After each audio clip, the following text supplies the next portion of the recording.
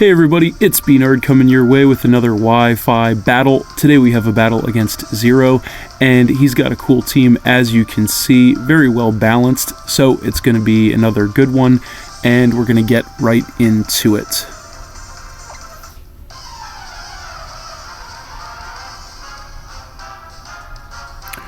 So, he led with Aggron,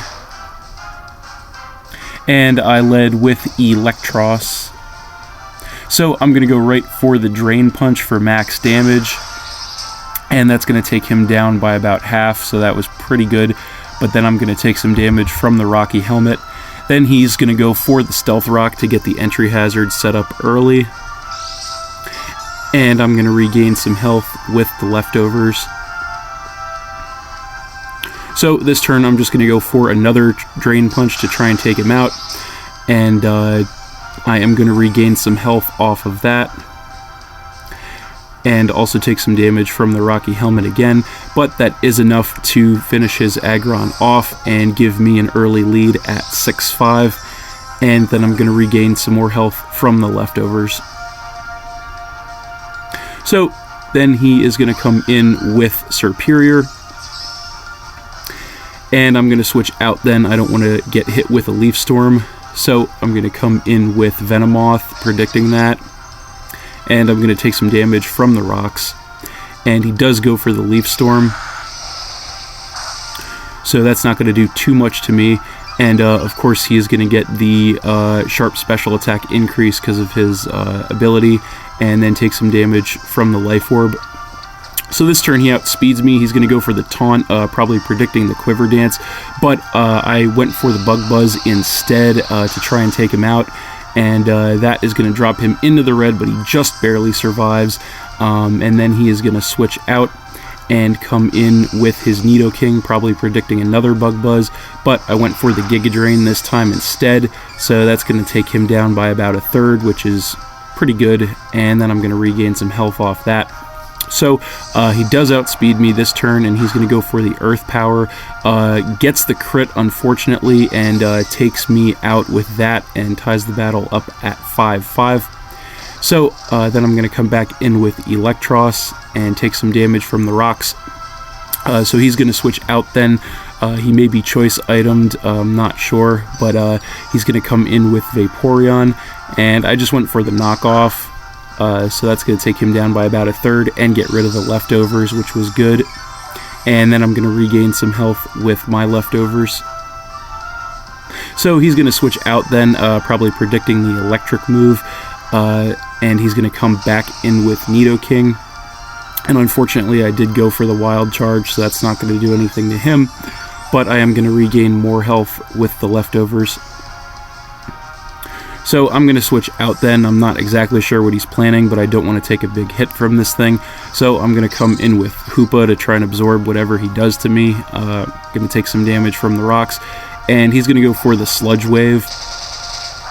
So that's not going to do too much to me. He actually gets the crit even, so really not much damage there. He's going to switch out then, knows he can't do much to me. And come back in with Vaporeon, but I actually made a risky prediction and anticipated that switch, went for the Thunderbolt, which is going to drop him down to about a quarter, and then this turn I do outspeed him, and I'm going to go for the Hyperspace Hole, which is going to be enough to finish his Vaporeon off and give me the lead back at 5-4. So then he's going to come in with Honchkrow, and he's going to go for the Brave Bird.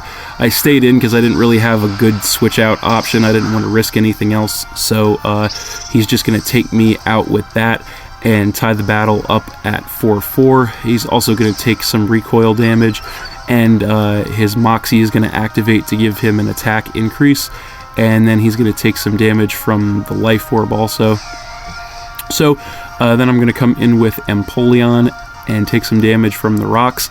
And he's going to go for the Sucker Punch here, which actually, to my surprise, takes me out in one shot, which was very unfortunate for me, because then he's going to get another attack increase from the Moxie, and he's also going to take more damage from the Life Orb, so that is going to give him the lead at 4-3.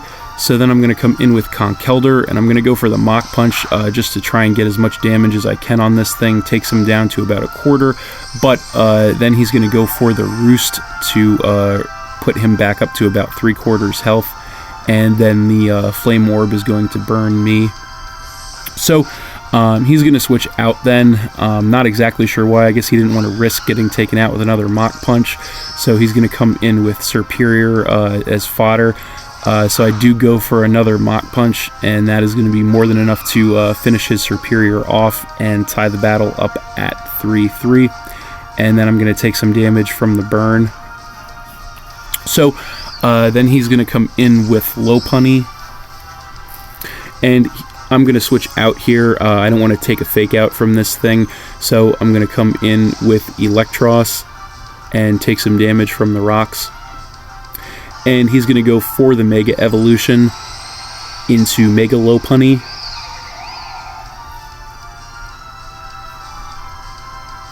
And he does go for the fake out. So he is going to take me down to about half with that, and then I'm going to regain some health from the leftovers. So this turn he's going to go for the high jump kick, lands it, and unfortunately that is going to be enough to take my Electros out and give him the lead back at 3-2. So then I'm going to come in with Altaria and take some damage from the rocks, and I'm going to go for my Mega Evolution into Mega Altaria.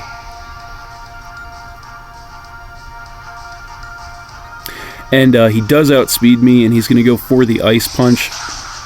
And that is going to drop me down to 28 health, but I do survive, fortunately, and I'm going to go for the return for max damage, and that is going to be enough to take his Lopunny down and tie the battle up at 2-2.